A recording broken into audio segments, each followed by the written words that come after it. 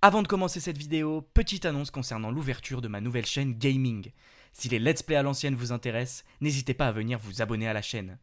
En ce moment, on est sur Zelda Ocarina of Time. Tous les liens sont en description de la vidéo. Après l'échec du film Doctor Who en 1996, la série en était au point mort et ne vivait qu'à travers les fanfictions des fans. Le public britannique et les dirigeants de la BBC voyaient la série comme quelque chose de kitsch, des monstres en carton qui se battaient contre un héros peu crédible, une œuvre qui faisait bien pâle figure face aux géants de la science-fiction comme Star Wars. Après des années de rumeurs se succédant, des plus sérieuses aux plus farfelues, il semblait alors que tout soit perdu pour Doctor Who. Il n'y avait aucune chance de revoir un jour un nouvel épisode de l'un des piliers de la télévision britannique. Aucune chance ? L'année 2003 marque le 40e anniversaire de Doctor Who. Et malgré les nombreuses ventes des DVD des épisodes classiques ou du succès toujours plus grandissant des aventures audio de Big Finish, la BBC ne prévoit rien pour célébrer l'anniversaire de notre extraterrestre favori. Il faut dire que la politique très excluante de science-fiction et de séries familiales de Michael Grade et Jonathan Powell était bien ancrée dans les idées de la chaîne télé. Les fans de Doctor Who sont vus comme une sorte de secte, des geeks boutonneux qui ne savent que beugler pour le retour de leur série stupide et sans intérêt, terriblement démodée. Mais alors que tout espoir semblait perdu, la BBC annonce que Doctor Who fera son grand retour en 2005. Pour comprendre ce retournement de situation, il faut s'intéresser au paysage télévisuel de l'époque.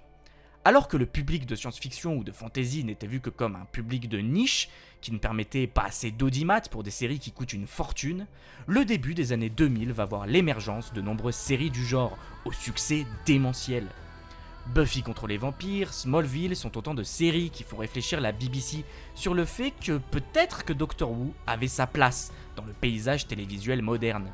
Pour réaliser la série, la BBC fait appel à Russell T Davies, énorme fan de Doctor Who ayant acquis une petite notoriété grâce à sa série Queer as Folk en 1999. Pour le rôle titulaire, c'est Christopher Eccleston qui sera choisi, lui qui avait déjà travaillé avec RTD sur The Second Coming. Eccleston était reconnu comme un acteur qui incarnait des rôles intenses et très troublés, et il vit Doctor Who comme une opportunité de sortir de cette case en tant qu'acteur. Pour le compagnon du docteur, c'est Billie Piper qui est choisi, une chanteuse / star de télé-réalité, un choix qui fera grand bruit au Royaume-Uni, les fans se révoltant d'un tel choix pour l'un des rôles les plus importants de la série. L'ambition était là, mais un seul facteur garantirait le succès de cette renaissance, le succès du premier épisode. Voyons ensemble comment Rose a réussi à sortir Doctor Who de la tombe. L'épisode commence, non pas avec le personnage principal, mais avec Rose, dont l'épisode prend le nom. On la découvre non pas dans une situation extraordinaire, mais dans sa vie quotidienne. Une vie plutôt basique pour quelqu'un de son âge, le métro boulot dodo classique. Sa rencontre avec le docteur n'est que le fruit du hasard. Elle est simplement quelqu'un qui est au mauvais endroit, au mauvais moment.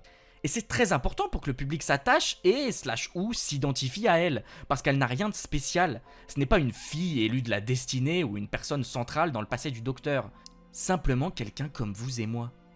Quand elle rencontre le docteur, elle fait face aux Auton, des mannequins en plastique déjà présents dans la série classique. Le choix de ce monstre n'est pas anodin, car il rappelle des souvenirs à ceux qui étaient là depuis la série classique, sans pour autant perdre les nouveaux venus, car des mannequins animés, c'est une menace facilement assimilable. C'est là tout le défi de cet épisode, séduire autant les nouveaux venus que les fans de la première heure. Et ce challenge passera aussi par le fait de faire apprécier le docteur de tous. On le rencontre en plein milieu de l'action. Il fait déjà quelque chose avant qu'on le rencontre. Il est actif, ce qui montre que cette saison n'est pas un total reboot. Le docteur n'est pas neuf, il a vécu avant cet épisode. Son look est aussi très important parce qu'il dénote totalement des anciens docteurs. Fini les tenues loufoques et très tape à l'œil, allant du bout de céleri sur le manteau jusqu'au gros point d'interrogation parce que c'est le Docteur Who. Ici, on a une tenue simple, une veste en cuir accompagnée d'un t-shirt et d'un pantalon plutôt sombre, absolument rien qui le ferait dénoter du reste du monde. Et c'est bien plus logique, parce que le but du docteur, ce n'est pas de se faire remarquer, c'est de faire ses actions dans l'anonymat le plus total. On a donc un personnage qui ne brille pas par ce à quoi il ressemble, mais plutôt par ce qu'il fait. Ce qui est pour moi le meilleur moyen de présenter le docteur. Quand on le rencontre, on n'est pas marqué immédiatement parce qu'il a l'air bizarre, mais parce qu'il contrôle totalement une situation qui semble incontrôlable, parce qu'il est sûr de lui et qu'il traverse ce moment avec une aisance remarquable. Il a l'air tout à fait humain, et pourtant il agit d'une manière qui montre qu'il ne l'est pas. Et c'est un fil très fin avec laquelle la série doit jouer, et avec laquelle elle joue parfaitement dans ce pilote. Un élément capital pour faire comprendre qui est le docteur. Le but du docteur, c'est d'intriguer, et ce docteur-là, c'est la fusion idéale entre la comédie, parfaitement jouée par Eccleston, I'm in my dressing gown. Yes, you are. There's a strange man in my bedroom Yes, there is. where anything could happen. No. et le mystérieux. Il a l'air de ne pas savoir à quoi il ressemble. Les fans de la première heure arriveront à comprendre qu'il vient de se régénérer, mais ceux qui ne sont pas familiers avec le programme seront très intrigués par cette réaction étonnante face à son reflet. Rose est exactement comme nous, elle se demande qui il est et va aller chercher l'information elle-même. C'est là que l'on va apprendre comment le monde réagit face au docteur. Il n'est plus connu de tous comme il pouvait l'être dans la première série et n'a plus rien d'un héros. Il est réduit à l'état de théorie conspirationniste, ce qui ajoute encore plus au mystère du personnage, mais ajoute également un peu de nuance à ce côté héroïque, parce qu'on ne le présente pas comme Superman, on ne met pas l'emphase sur ses bonnes actions, mais sur ce qui suit souvent après ses apparitions, la destruction et la mort. Le docteur n'est plus un héros, il est presque un apôtre de la faucheuse. Ce côté froid est encore plus mis en valeur par son manque d'empathie, notamment à l'égard de Mickey. Il ne se soucie pas trop du destin de ce dernier, malgré le fait qu'il soit potentiellement mort. C'est là que le personnage de Rose prend toute son importance, et qu'il vient compléter le docteur, lui rappeler l'empathie et l'humanité qu'il semble avoir perdue. De plus, elle est utile dans l'intrigue elle-même. Fini l'image de la compagne en détresse de la série classique. Cette fois, la situation est renversée, et ce sont deux personnages masculins qui se retrouvent en danger. Rose prend les choses en main et les sauve tous les deux, ainsi que l'humanité tout entière. C'est elle qui résout le problème. Je finirai par dire que ce qui la convainc de partir avec le docteur à la fin de l'épisode, c'est la capacité du TARDIS à voyager à travers le temps, et non pas sa capacité à voyager à travers l'espace. Un détail dont on reparlera dans une autre vidéo. Un autre élément que je n'ai pas mentionné jusqu'à présent, mais très important pour la série, le TARDIS. Déjà, on voit la hausse du budget avec l'immensité du décor, mais il représente aussi parfaitement le docteur. La salle de contrôle semble rouillée, mais aussi magique, et elle est magnifique. Un contraste qui symbolise bien le docteur.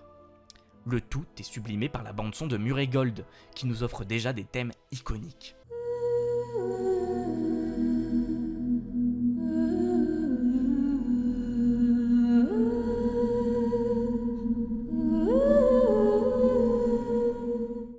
Attention, je dis pas que l'épisode est sans défaut, certains éléments font tâche. La CGI est bizarre, même pour l'époque, d'autant plus qu'aujourd'hui elle a très mal vieilli, tout comme certains gags qui ne font plus mouche. Tout ça parfaitement symbolisé par le Mickey en plastique. La scène d'action est nulle, la CGI est moche, tout comme celle de la conscience d'ailleurs.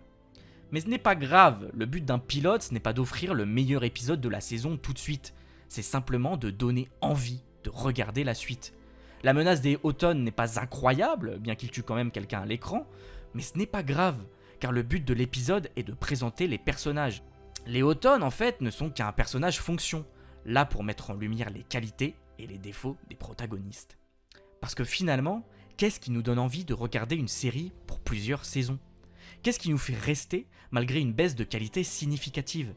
Notre amour pour les personnages, et ça, Rose l'a parfaitement compris. On est aussi charmé par Rose qu'intrigué par le docteur, et on n'a qu'une envie à la fin de ces 45 minutes, c'est de suivre ces deux-là à travers l'espace et le temps. Merci à tous d'avoir suivi cette vidéo, j'espère qu'elle vous aura plu. On se retrouve très bientôt pour une analyse du deuxième épisode de la saison 1 de Doctor Who. Moi je vous dis à plus et à la prochaine vidéo. Salut tout le monde.